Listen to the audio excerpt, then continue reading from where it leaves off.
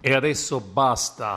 L'ultimo crollo, ma speriamo non ce ne siano ancora altri, del prestigioso palazzo affacciato su Piazza Cavour ha messo la parola fine alla già triste e drammatica vicenda di questa città, sprofondata nuovamente in un vortice sempre più profondo.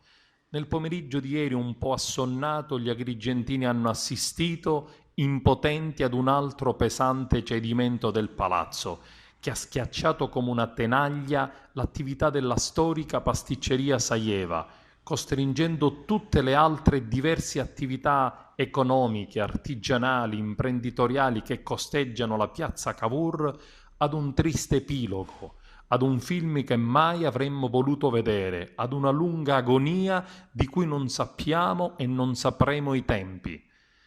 Piazza Cavour, da sempre luogo di giochi e divertimento, spazio di bambini, luogo di relax per agrigentini, belvedere per i forestieri ed emigrati, luogo sacro per le domeniche di San Calò, è oggi un luogo di inquietudine, di preoccupazione, di tristezza, quasi di lutto.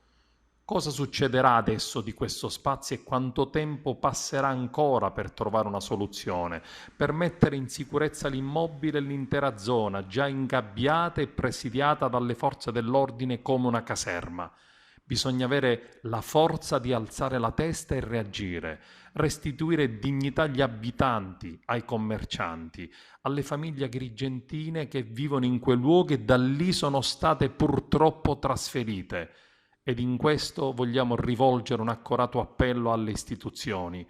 Devono fare in fretta, rispettando il lavoro dei tecnici, dei magistrati, degli amministratori, di tutti gli operatori interessati, ma devono fare in fretta. Siamo fortemente preoccupati dei tempi biblici della nostra burocrazia, lenta e farraginosa, complicata, dove ognuno non vuole assumersi responsabilità e scarica ad altri procedure e direttive allungando i tempi. Continueremo ad occuparci della vicenda nell'interesse esclusivo della città e degli agrigentini.